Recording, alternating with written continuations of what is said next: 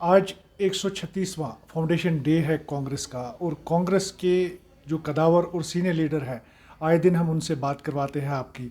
तो आज भी हमारे साथ एक सीनियर और कदावर लीडर है, कदफीन चौधरी। इन्हीं से कुछ सवालात करेंगे और जानने की कोशिश करेंगे कि कांग्रेस की जो अभी तंजीम है वो कहाँ बैठी है। अपोजिशन का कहीं पता नहीं है। जो भी यहाँ पर जितने भी मसले हैं वो अभी ऐसे मतलब फ्लोट कर रहे हैं, लेकिन कांग्रेस कहीं नज़र नहीं आ रही है। कैसी बात कर रहे हैं आप?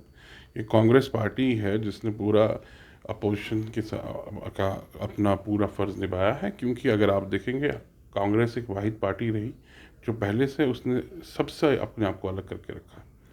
कुछ लोगों ने इंटरनली सौदा किए, इंटरनली अंदर लगे रहे, पर हम फ्रंट फुट पे हमेशा लड़ते रहे।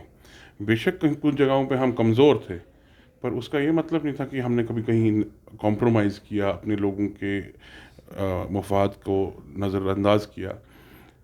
ये कुछ पार्टियां जो आज की डेट में आ गई हैं, जिनने ये सियासी माहौल ख़राब कर रखा है, ख़ासकर ये पैसा दे के वोट लेना, पैसा दे के, मतलब उनको लग रहा है कि पिछले एक साल में जिन गरीबों को उनने दबाया है, जिस मजदूर तबके को उनने दबाया है, इस टाइम उनकी मजबूरी का फ़ायदा उठा के हम इलेक्शन जीतेंगे। उसमें इनने कुछ इंडिपेंडेंट भी लोग ठोके हैं, कुछ ऐसे लोग ठोके हैं जिनकी कोई क्रेडिबिलिटी नहीं है, और कांग्रेस उन सब चीज़ों को मद्देनजर करके अपोज करती आई है। अगर आप देखेंगे हर जगह कांग्रेस का एक ही स्टैंड है।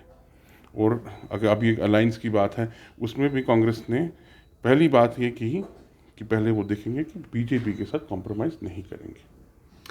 कदफीन साहब, अगर देखा जाए यहाँ पर अभी बीजेपी की तरफ से डीडीसी इलेक्शनों में काफ़ी ज़्यादा जो है रैलीज निकाली गई, उन्होंने यहाँ पर प्रेस कॉन्फ्रेंस मुनक़िद किए। लेकिन अगर देखा जाए कांग्रेस ने एक भी जो है प्रेस कॉन्फ्रेंस या रैली यहाँ पर मुनक़िद नहीं की। क्या कांग्रेस डर रही है कि अपोजिशन कहीं सोई हुई है? न कांग्रेस कभी डरी है, न कभी डरेगी। ये बहुत इनकी गलतफहमी है कि हम लोग अपोजिशन में नहीं क्या होते काम कर रहे हैं। हम कर रहे हैं, हम अपनी अपनी जिम्मेदारी जो हमारी है हम निभा रहे हैं। अब जो ये वो बंदर नाच और ये लोग कर रहे हैं, कुछ लोगों को बिठा के नकाब पहना के 500-500 रुपये में नचा के, तो वो एक ड्रामा है। वो लोगों की नज़रों में एक ड्रामा है कि हम माहौल बनाने, पर लोग सियासी समझ रखते हैं और लोगों ने इनको नज़रअंदाज किया है, और उसके नतीजे आप लोगों के सामने हैं। आपने अभी बात करी कि मतलब यहाँ पर कुछ लोगों को खरीदा गया है 500 के नोट देकर, या कुछ और जो उन्होंने बात करी है कि मतलब ये थोड़ा सा वजाहत कीजिए, क्योंकि उमर अब्दुल्ला साहब ने भी कुछ दिनों पहले यह प्रेस कॉन्फ्रेंस बुलाकर उन्होंने बताया यहाँ पर हॉर्स ट्रेडिंग हो रही है। हमारे नाम से जो मतलब जीत के आए हैं उनको अब पैसे देकर या कुछ बताया जाता है कि हम आपके रिलेटिव को छोड़ेंगे। तो थोड़ा सा एलाबरेट कीजिए कि उमर अब्दुल्ला साहब का कहना, फिर बाकी लीडरों का कहना, अब कांग्रेस भी कह रही है, थोड़ा सा ये वजाहत कीजिए।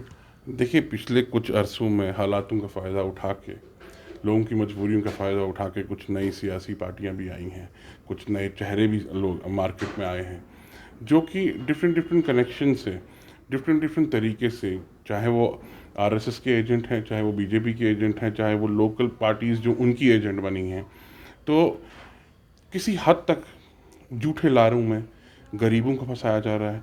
टिपर ड्राइवर्स से इलेक्शन लड़वाए जा रहे हैं। आप मुझे एक चीज़ बताएं कि उमर अब्दुल्ला साहब ने जो बात की कही, मैं उससे पूरा इत्तेफाक रखता हूँ, because he is totally right कि इन लोगों ने लोगों को लारे दिए हैं कि हम आप लोगों के बच्चों के पीएसएस तक हटाएंगे।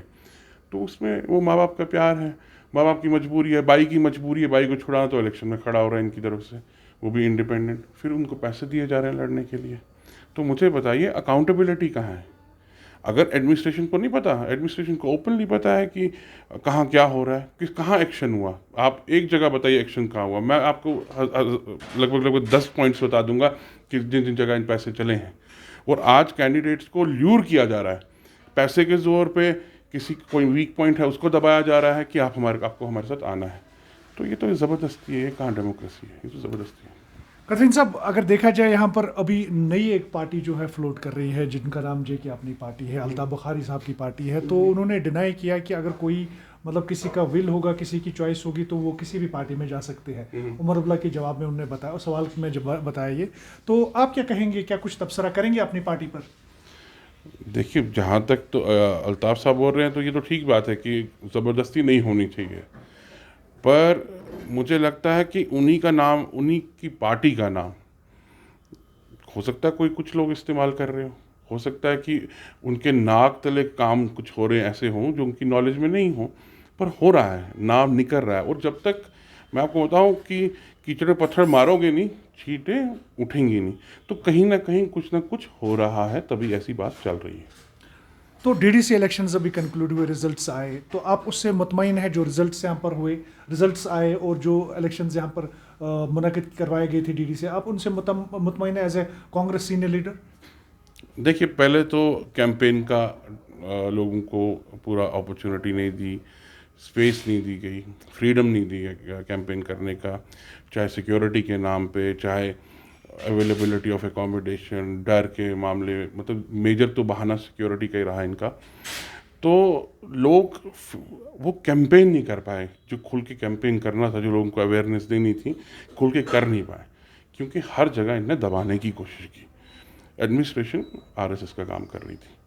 बस सिंपली, मतलब यहाँ पे मैं आपको बताऊं कि ये इलेक्शन जो हुए हैं, मेरे ख्याल से it's again a failure, because आप जो कैंडिडेट्स देख रहे हैं उसमें क्वालिटी देखिए। क्या वो जो अमेंडमेंट हुआ है, मतलब लाइक जो this what it is implemented ना, पंचायती राज 73 अमेंडमेंट जो ये इम्प्लीमेंट हुआ है, क्या उस पर जस्टिस होगा? क्या वो उस लेवल पे हैं? क्या वो डिलीवर कर पाएंगे लोगों को, कि दोबारा ये 5 साल के लिए बेकार प्रैक्टिस है, लोगों को किसी बहाने में उलझाने में, इसमें करने में?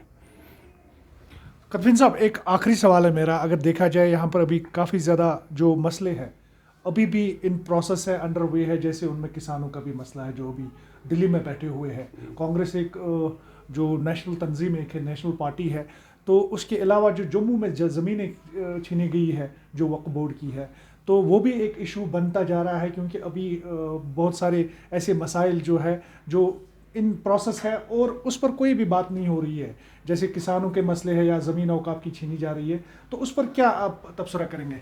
देखिए, सिंपली ये माइनॉरिटीज़ पे एक अटैक है, स्पेशली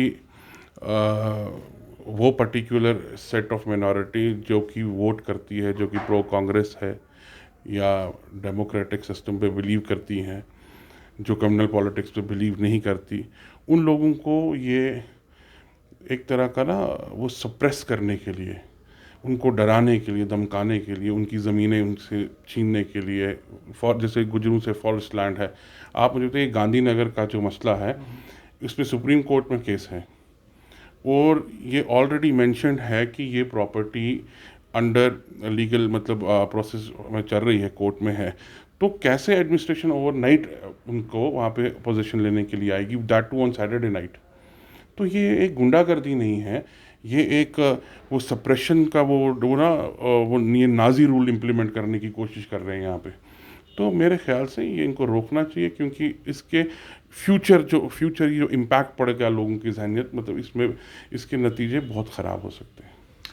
तो ये थे कांग्रेस के सीनियर लीडर कदफीन चौधरी साहब, जिनका ये साफ साफ कहना था कि यहाँ पर अभी जो है आरएसएस और बीजेपी का जो रूल चल रहा है, ये नाजिज़म से इन्होंने ताबीर किया है। साथ में इन्होंने उमर अब्दुल्ला से बिल्कुल इत्तेफाक राय की है कि यहाँ पर उमर अब्दुल्ला साहब ने जितने भी इल्ज़ामात लगाए हैं वो उससे बिल्कुल मुतफिक है, और उनका भी यही साफ साफ कहना है कि यहाँ पर हॉर्स ट्रेडिंग के ज़रिए यहाँ पर जो डीडीसी इलेक्शंस हुए उनको ख़रीदा जा रहा है। फिरदौस इलाही, JKC न्यूज़, श्रीनगर।